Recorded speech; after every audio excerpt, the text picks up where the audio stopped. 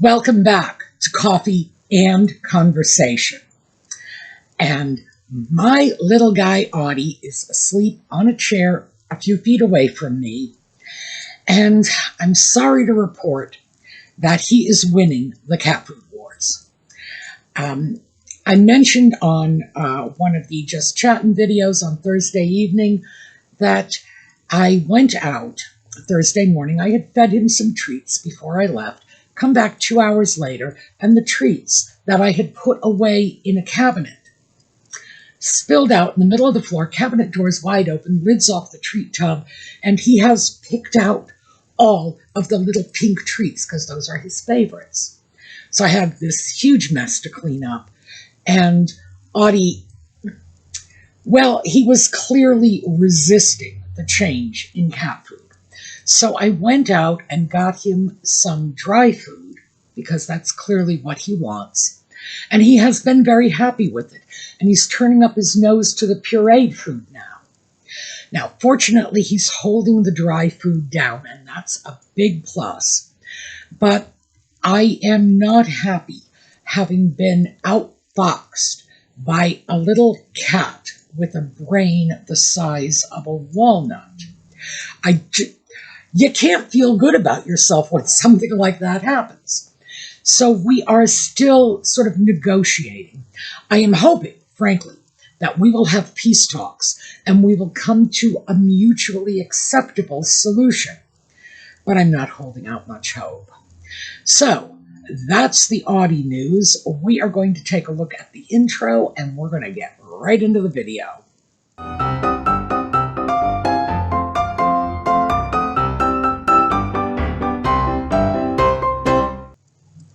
So, I might have actually been the victim of a scam. And this involved an international purchase. And I'm just going to tell you what happened start to finish. Mostly because I think this is something that we should all be aware of.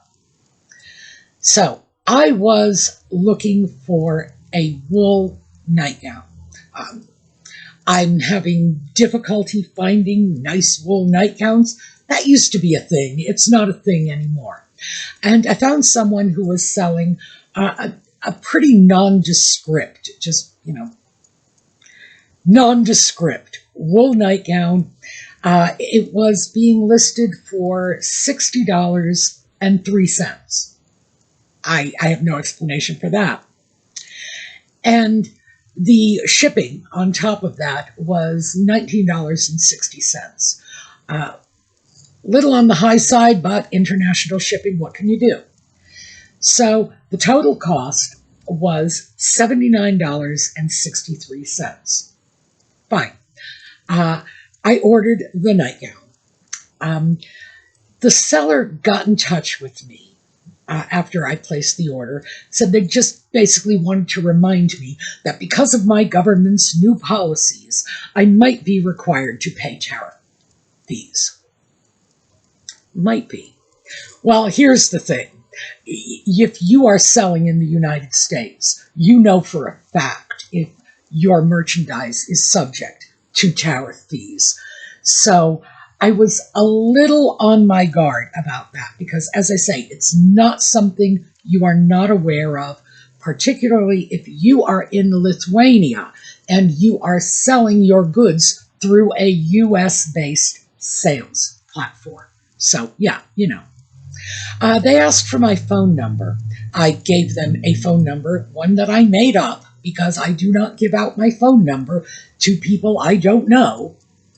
And that's pretty much the end of it for about 10 days. And then 10 days later, a package shows up at my door. And my UPS driver, who, by the way, is someone who delivered packages to my house, we're talking about a person I know to be fairly upright and honorable, comes to my door with a package, and he was looking for $35, and I believe it was $35.18. Said this was a tariff fee. Well, he couldn't tell me who the package was from because the return address on the package looked like it had been overstruck several times. Don't know what to say about that. But the send to address, my address, was perfectly legible. I did not know who this package was from, and I did not realize it was that nightshirt I had ordered, mostly because that morning I had gotten an email from the company that was selling the nightshirt saying, "We've just shipped your order." Well, hey, I am not an expert on transportation, but I can certainly tell you a package doesn't get from Lithuania to the United States in less than 24 hours. So of all of the people I expected the package might be coming from, it was not them, simply because I knew they had just shipped it out that day. At least that's what they told me. So I declined the package and said, look, if I can't get more information, I'd like to know who it's from and, what's going on with this. And he said, no problem, take it back. Shortly thereafter, I got an email from the seller saying, you declined our package, and we're wondering why. And I explained to them that I expect when I buy something that all of the costs are going to be disclosed in advance. And it's just that simple. You want money from me, tell me how much. I do not like the idea of getting surprised by someone coming to my door saying, I want an additional amount of money. And by the way, I will tell you that if in fact they had disclosed the tariff amount prior to the purchase, when I could have made the decision about whether or not I wanted to buy the item, that would have been another story. Turns out between their shipping and this tariff amount, that $60.03 nightgown was going to cost $114.60 some odd cents, nearly twice the listed price of the item. That's when I really started to say, is this some kind of scam? And if it is, I'm not sure where the payoff comes in. Is it just that they're withholding information in order to encourage people to buy something that they would not ordinarily buy if they knew what the total landed cost was? Now, if that's the case, it's shoddy business practices, but it's not a scam. Okay. So, after I had explained why I had declined the package, they started saying, well, we can redeliver it. And I said, actually, I'd rather have a refund. They shoot back an email saying, well, we're going to have, if we take it back, we're going to have our original postage, we're going to have the return postage, and all of the tariff and service charges involved in this. At this point, I'm really suspicious because I have sold items overseas. Many of you have followed me since my days of dealing with vintage dolls. And many of my customers were overseas, many of them in countries that did have tariff charges. And whenever I shipped a doll to anyone overseas, but particularly I made a point of doing it whenever I would ship it to a country that I knew had tariffs, and those tariffs might have been high, I always put additional insurance on the package. That was part of my overhead as a seller. I never, ever expected my customers to pay for the insurance costs because the insurance cost does not protect the customer. The insurance cost protects the seller. My protection, my cost. And when items had been left unclaimed at customs, they would simply send it back to me, and I did not have to pay for that. Why? Because I had it insured against everything, including not picking the package up at customs. And frankly, the charges they would have been looking for, even if I did not have insurance, would not have involved customs fees, because if the item stays within the hands of the courier, it's not considered as having been delivered to the foreign country. It's still considered to be, I suppose, in some theoretical limbo land, because although obviously it's not in the United States, it is on foreign soil, it has not technically left my possession until it's been delivered to the customer. So there are no customs fees. There are no service charges.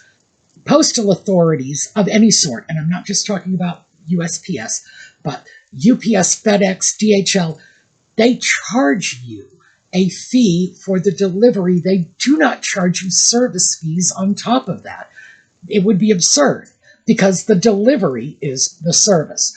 So at this point, when I realized they're talking about fees that simply do not exist, I was like, yeah, okay, we've got some kind of scam here.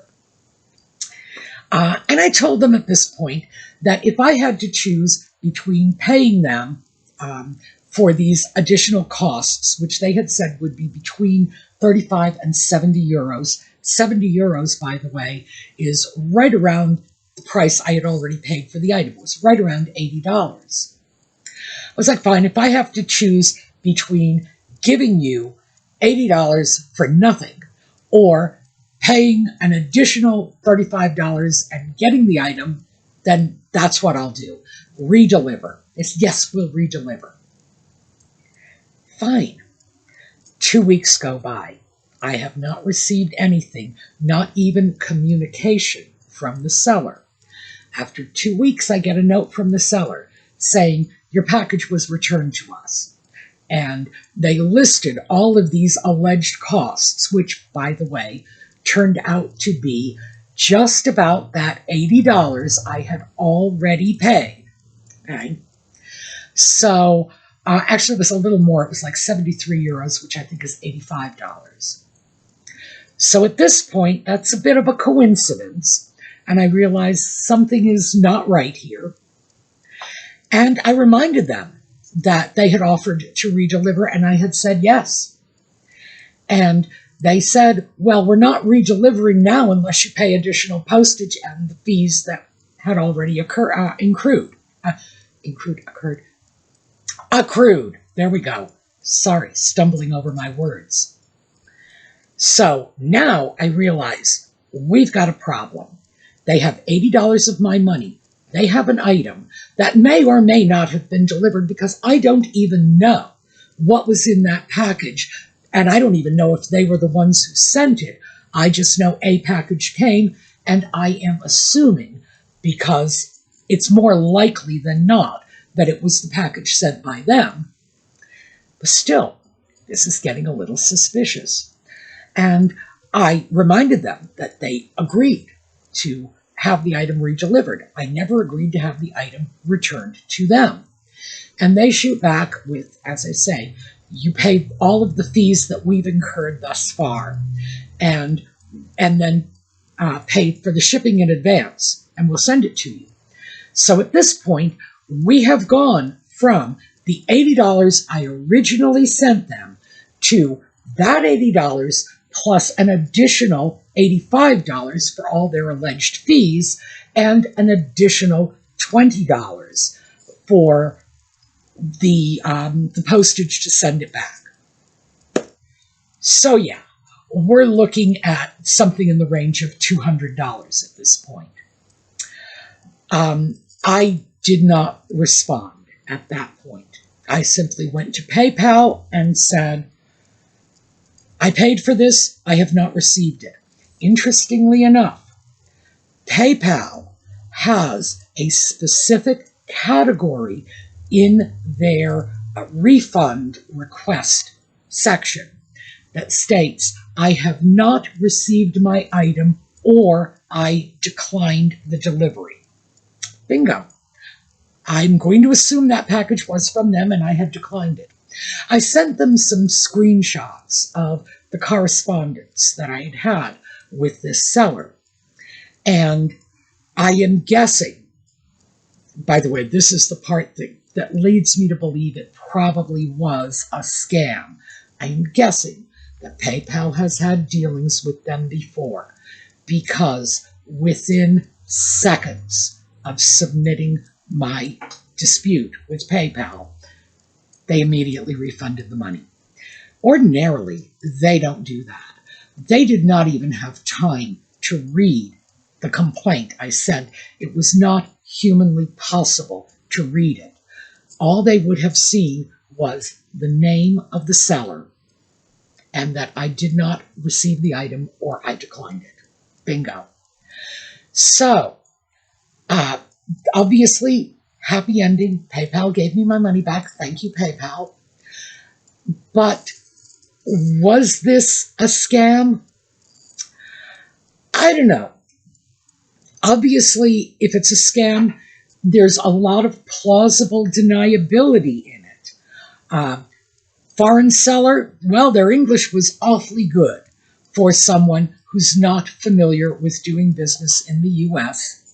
And given the fact that they are selling on a U.S. sales platform, I have to assume they are accustomed to doing business in the U.S., and therefore they would know what the tariff charges for their items are. Plain and simple. I knew what the tariff charges for my dolls were to countries that I shipped to frequently. Certainly, if I had shipped a doll to Lithuania, to be fair, I would not have known what the tariff charges were. But France, the Netherlands, I knew what they were. And if my customers were overseas and I was sending them a doll, I would usually just tell them, the last time I shipped a doll to your country, the doll was in this price range and that's what the tariff fee was. Because I don't want people to walk away from a deal with me saying, well, she's a dishonest seller who knew what I'd be charged and didn't bother to tell me.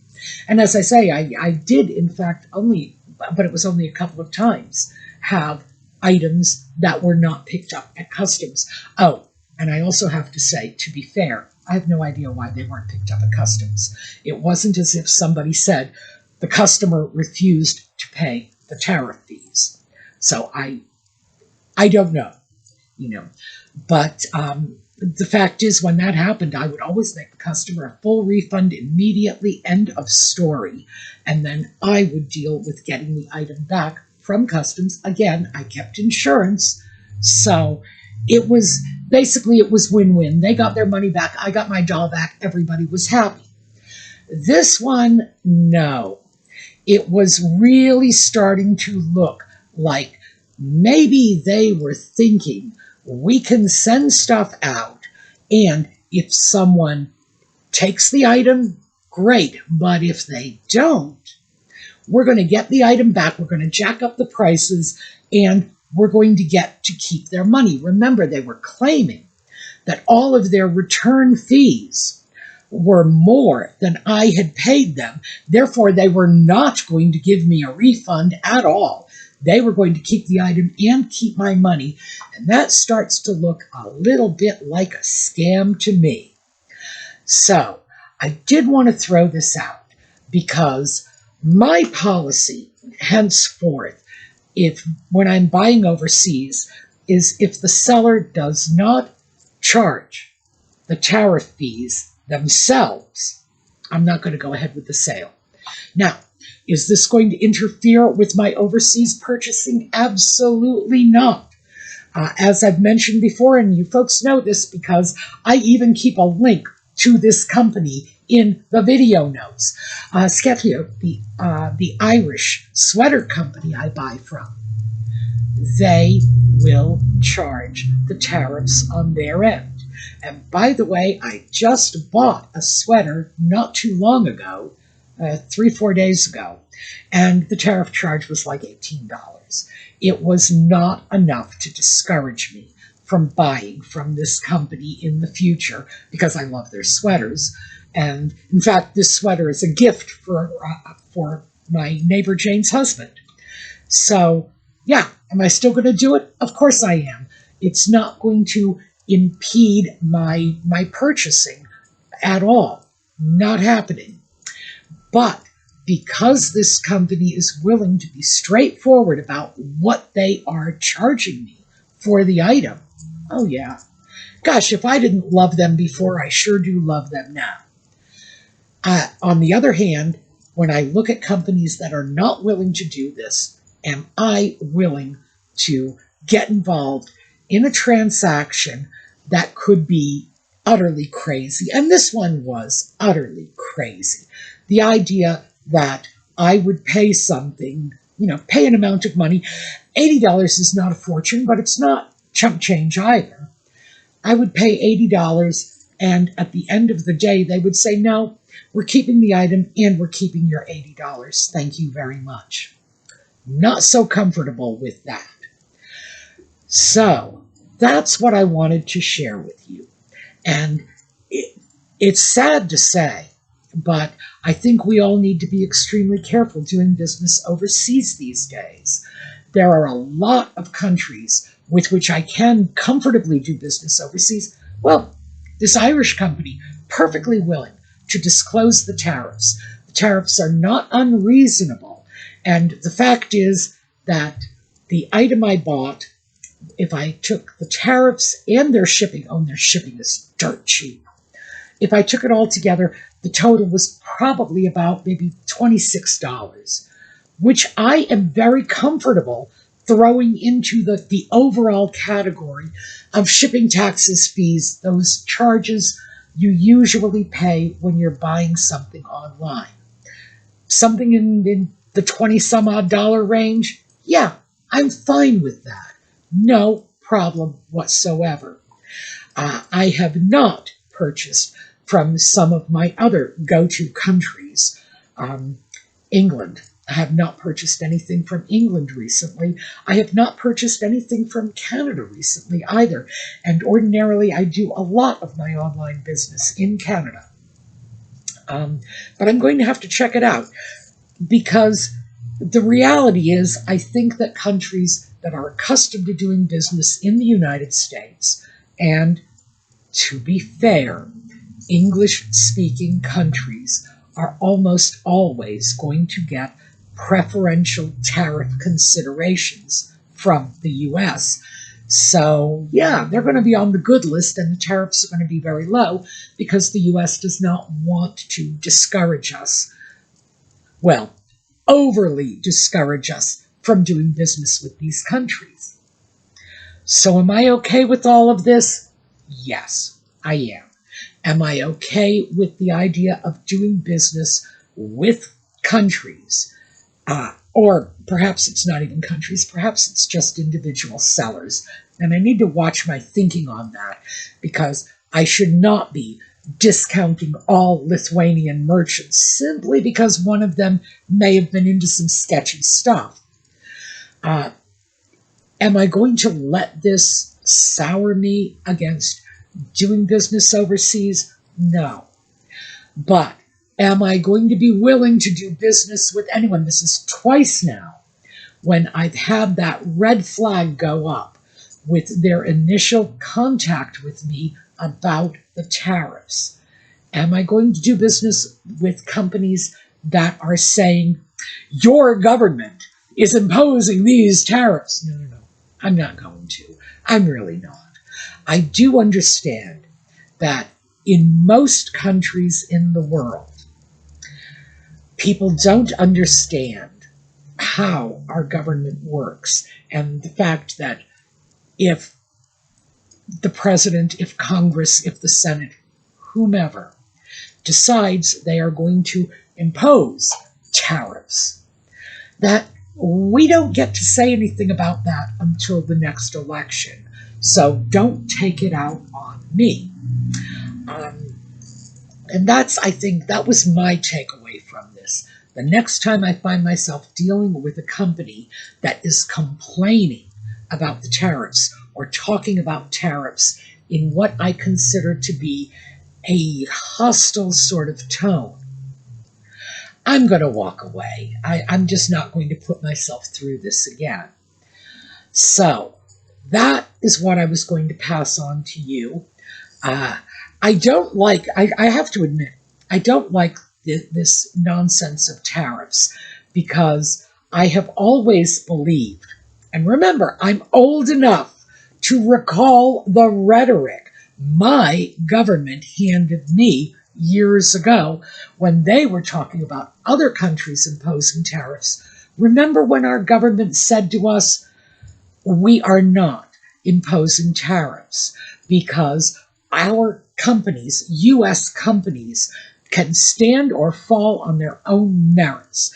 Our companies will not lose business to companies overseas because we are producing better products right here in the U.S. Remember when they were waving the flag and shouting that at the top of their lungs with great pride? Yeah. Well, now we're imposing tariffs. Why? Because U.S. businesses are having trouble competing and protecting U.S. business interests from their competition from overseas. Remember when our government told us that was the mark of communism? Oh, I remember. So now I'm looking at this thinking, yeah, whoever would have thought Donald Trump would be accused of being a communist? But yeah, Donald, this is what I was told was the communist way of handling international trade when you and I were both just little kids. So let's reconsider this. So, oh, by the way, that is pretty much the extent of my political, and it's not even political rant. It's hypocrisy. I don't like it when anyone, my government or anyone else, tells me this is what's going on one year, and then 50 years down the road says exactly the opposite. Oh, I don't like that. That smacks of hypocrisy to me. Maybe I'm just getting old. But do be aware of the fact that a scam can present itself in a great many different formats. Do I think that what happened with regard to that nightshirt was a scam? I'd say the odds are it was.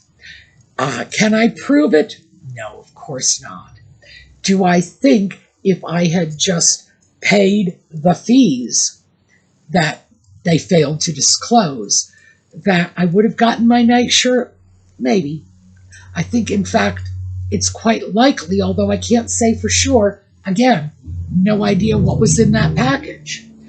But do I think, yeah, maybe, sure.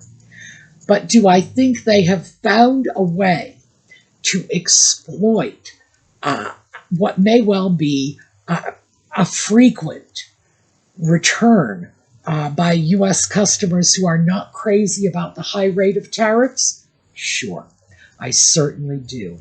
That part of it, yeah, that was absolutely a scam. So who knows, maybe they justify this in their own minds and say, well, if our customers did what they were supposed to do and just pay their tariffs that their own evil government imposed to make it harder for us to do business in the United States, then they would get their stuff. And if they don't, well, they deserve what they get. I don't know.